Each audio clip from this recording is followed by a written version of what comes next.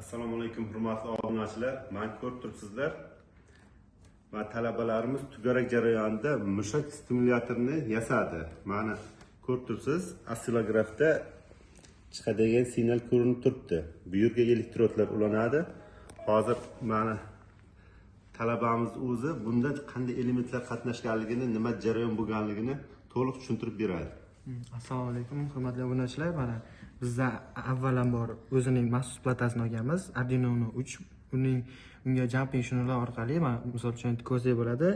Kondensator 25 voltli 100 faradli. Keyin rezistor olganmiz. Bu 1 kilo ohmli, mana keyin potentsiometrimiz 10 kilo ohmli. Bundan keladigan signallari mana MOSFET RF9640 orqali signalni kuchaytirib, mana ko'rsangiz bo'ladi, ekranda chiqarganmiz. Bu narsani qilishimizdan maqsad odamlarda uzoq vaqtli gips yoki mushaklarning shol bo'lib qolishida impuls berib mushaklarni harakatga keltirish. Ko'rib turibsizlar, qurilmamiz mana 9 voltga ishlaydi. Ya'ni bu qurilmaga mana maxsus blok pitaniya yordamida 9 volt ushlanish olingan.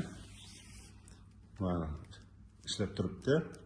Mana Arduino'miz bo'lsa 5 voltga ishlaydi. Hozir bu sinov jarayonida, ya'ni buni keyin korobkaga olib maxsus ishlashga joriy qilishimiz mumkin. E'tiboringiz uchun rahmat.